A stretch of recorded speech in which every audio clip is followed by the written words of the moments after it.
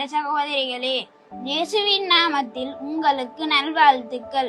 தவக்காலத்தின் 4ஆம் வாரத்தில் பயணிக்க இருக்கும் நாம் புறவியிலே பார்வையற்ற ஒருவரை இயேசு குணமாக்கியதை பற்றி பார்க்க இருக்கிறோம்.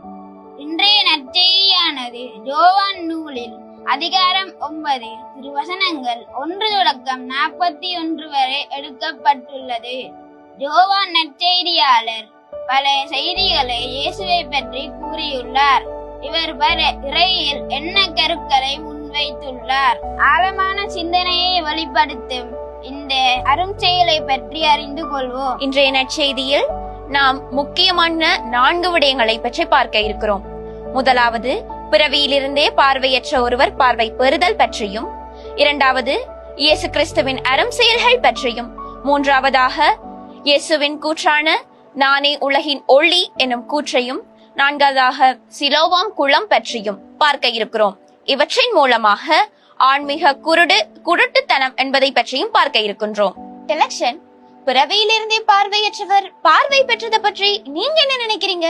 பிறவியிலேயே பார்வையற்றவன் என்றது ஒருத்தர் உடல் குறைபாட்டை மட்டும் குறிச்சு நிக்கிறது இல்லை. அது மனிதர்களோட ஆன்மீக நிலையையும் குறித்து காட்டுற ஒரு அடையாளமாக காணப்படுது.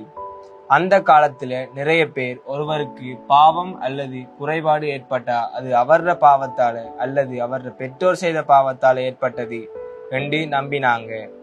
ஆனா இயேசு அந்த எண்ணத்தை மாற்றி கடவுளோட செயல்கள் வெளிப்பட வேண்டும் என்றதுக்காகத்தான் இப்படி நிகழ்ந்தது என்று சொன்னார். மேலும் சில சமயம் மனிதர்கள் தவறாக புரிஞ்சு கொள்கிறாங்க என்றதையும் இயேசு விளக்கி காட்டினார். ஆன்மீக ரீதியாக பார்க்கும்போது பிறவியிலேயே பார்வையற்றவன் என்றது மனிதர்கள் உண்மையை அறியாமல் இருளிலேயே வாழ்கிறார்கள் என்றதையும் குறிச்சு நிக்குது. அதாவது ஒவ்வொருத்தரும் தங்கட எண்ணங்களின் படி வாழைக்குள்ள அவங்க கடவுளை அறியாமல் இருளிலே தொலைஞ்சும் போறாங்க. இந்த நிகழ்வு எங்களுக்கு இன்னும் ஒரு செய்தியையும் கற்றுத்தருது.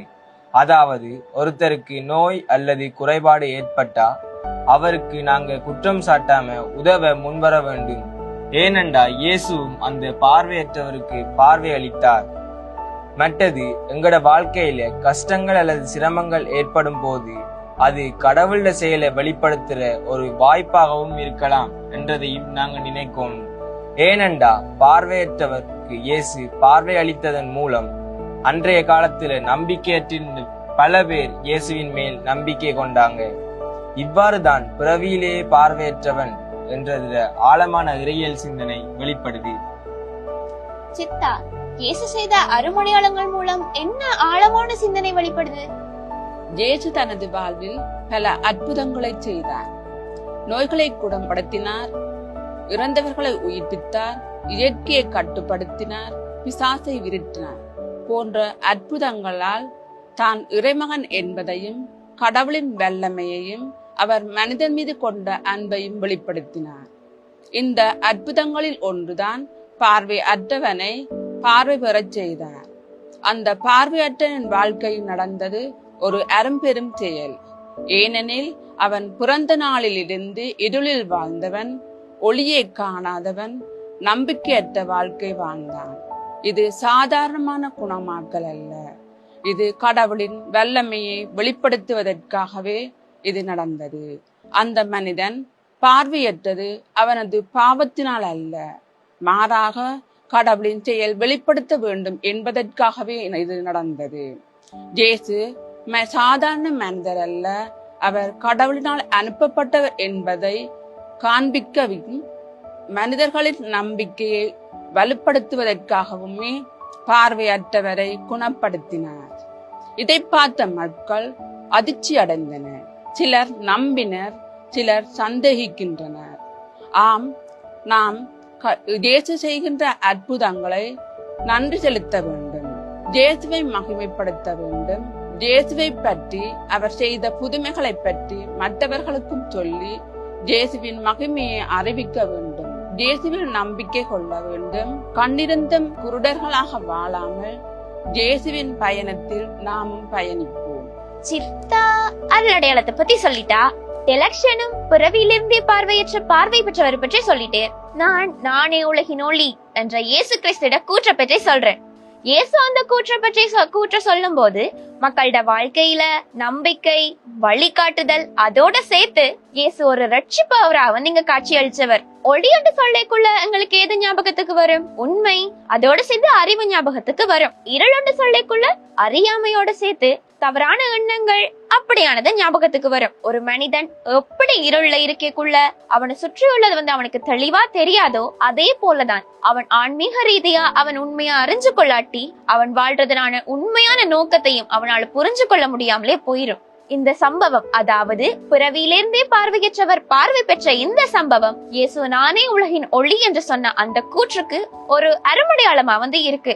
நீங்க நினைக்கிறீங்களா இயேசு அவருக்கு பார்வையை மட்டும் தான் கொடுத்தவருண்டு? இல்ல, அவருக்கு பார்வையை மட்டும் கொடுக்கல, அதோட சேர்த்து உண்மையா அறிஞ்சு கொள்றதுக்கான ஒரு வாய்ப்பையும் தான் கொடுத்தவர். இந்த சம்பவம் மக்களுக்கு ஒரு பாடத்தை வந்து கற்பிக்குது. அதாவது மக்கள் சரியான பாதையில வந்து நடக்கிறதுக்கு எப்படி ஒரு வழிகாட்டுதல் தேவையோ அந்த வழிகாட்டுதலா இங்க இயேசு கிறிஸ்து தான் இருக்கேன். இயேசு கிறிஸ்துவ வந்து ஏற்றுக்கொள்ளும் போது இயேசு கிறிஸ்து எங்களுக்கு நீதியோட சேர்ந்த உண்மையான ஒரு பாதையை தான் இப்பவும் காட்டுவேன். ஒளி வந்தா எப்படி இருள் அகன்று போகுமோ அதே போலதான் இயேசு கிறிஸ்துவோட போதனைகள் எங்களுக்குள்ள வரக்குள்ள எங்களுக்குள்ள இருக்கிற தவறான எண்ணங்கள், குழப்பங்கள் எல்லாமே அகன்று போகும்.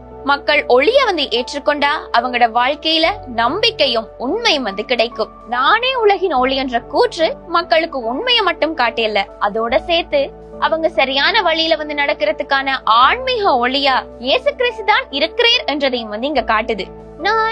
நானே உலகின் ஒளி என்ற கூற்றை பற்றி சொல்லிட்டேன். அக்கா, சிலோவாம் குளத்தை பற்றி சொல்றீங்களா? சிலோவாம் குளம் இந்த நிகழ்வுல ஒரு முக்கியமான இடம். இயேசு சென்று கொண்டிருக்கும் போது பிறவியிலிருந்தே பார்வையற்ற ஒருவனை பார்க்கிறார். உமிழ்நீரால உமிழ்ந்து சேர உருவாக்கி அவனோட கண்ணில பூசி சிலோவாம் குளத்துல இருந்து கழுவுன்னு சொல்றார். அந்த பார்வையற்றவனும் இயேசு சொன்னதுக்கு படித்து அந்த குளத்துல போய் கழுவை கொள்ள அவனுக்கு பார்வை கிடைக்குது. இந்த நிகழ்வுல இருந்து கீழ்ப்படிதந்த முக்கியத்துவத்தை எங்களுக்கு சொல்ல வராங்க. அதாவது இயேசு கிறிஸ்து சொன்னதை கீழ்ப்படிந்து நம்பிக்கையோட அவன் சென்று கழுவினதாலதான் அவனோட வாழ்க்கையில மாற்றம் ஏற்படுது. சிலோவாம் என்றதுல பொருள் வந்து அனுப்பப்பட்டவர். இயேசு கிறிஸ்து கடவுளால அனுப்பப்பட்டவர் என்றதே இதை குறிக்கும். சிலோவாம் குளம் என்றது வந்து சுத்திகரிப்பையும் குறிக்குது. குளத்துல கழுவுறது என்றது ஒரு புதிய ஆரம்பத்தை தர்றாங்க. அதாவது பார்வையற்றவன் வந்து இயேசு சொன்னதுக்கு கீழ்ப்படிந்து போய் கழுவினதால அவருக்கு பார்வை கிடைக்கிறது போல கடவுள் சொல்றத மனிதர்களாகிய நாம் கேட்கிறதால எங்களோட வாழ்க்கையில மாற்றம் ஏற்படலாம் என்பதே இந்த நிகழ்வு சொல்றது. அம்மா, இயேசு கிறிஸ்து இவ்வளவு அருமடையாளம் செஞ்சும் அவரை நம்பாத ஒரு குழு இருக்குன்னு சொல்றீங்க. யார் அவங்க? ஏன் அப்படி அவரை நம்பாம இருக்காங்க?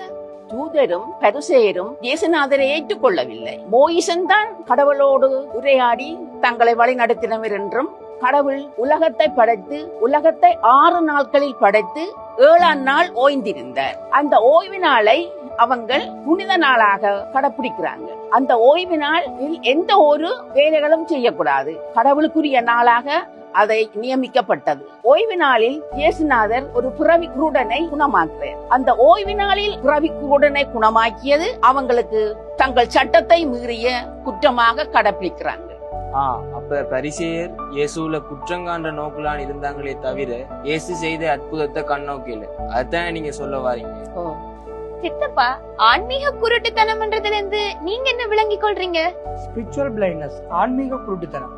இது என்னன்னு சொன்னா உடலால ஏற்பட்ட குருட்டுத்தனம் இல்ல, உள்ளத்தால ஏற்பட்ட குருட்டுத்தனம். அதாவது பிறவிலேயே பார்வை இல்லாத ஒரு மனிதன் இயேசுவின் அற்புதத்தால பார்வை பெற்றார். ஆனால் நாங்கள் கண்ணிருந்தும் குருடர்களாகவே வாழ்ந்து கொண்டிருக்கின்றோம். இயேசு அற்புதத்தை அறிஞ்சும் சிலர் அதை ஏற்க மறுக்கிறாங்க. அவங்க அதை சந்தேக கண்ணோட எதிர்நோக்குகின்றாங்க. இவங்களை தான் நாங்க சொல்றோம் ஆன்மீக குருடர்கள்னு சொல்லி. இவங்க கண்ணிருந்தும் குருடர்களாக அல்லது இருட்டுல வாழ்ற மனிதர்களாக காணப்படுறாங்க.